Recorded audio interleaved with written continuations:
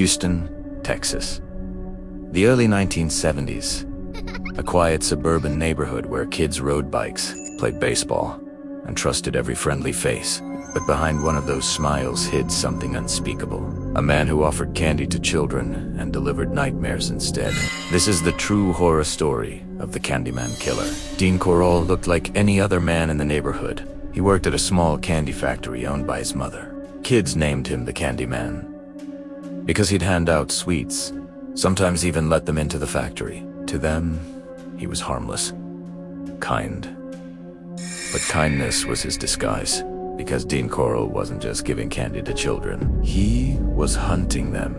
From 1970 to 1973, Houston became the scene of one of the most horrifying killing sprees in American history. Corll befriended two teenage boys, David Brooks and Elmer Wayne Henley, and turned them into his accomplices. Together, they lured dozens of young boys to Corll's home with promises of parties, rides, money, or candy. But once inside, there was no escape. Corll had a special room he called the board.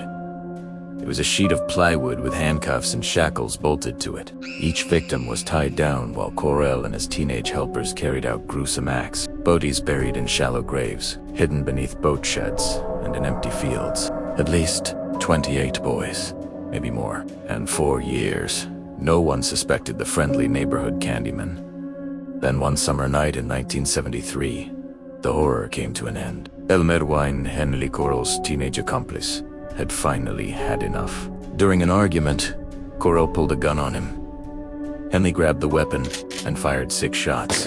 The Candyman was dead. What police uncovered afterward was beyond comprehension. A trail of horror that had stretched for 3 years, right under everyone's noses. As officers dug through the soft Texas soil, they uncovered body after body. The city was in shock. No one could believe that such evil had lived in their neighborhood. Smiling, handing out candy, all while hiding unimaginable darkness inside his home. Dean Corll, the Candyman Killer, remains one of America's most chilling figures. A neighbor, a friendly face. But beneath the surface, he was a monster. One who built his own house of horrors in the middle of suburbia. Even today, people in Houston remember the stories. The echoes of the boys who never came home. For more real-life horror stories, hit the like and subscribe button.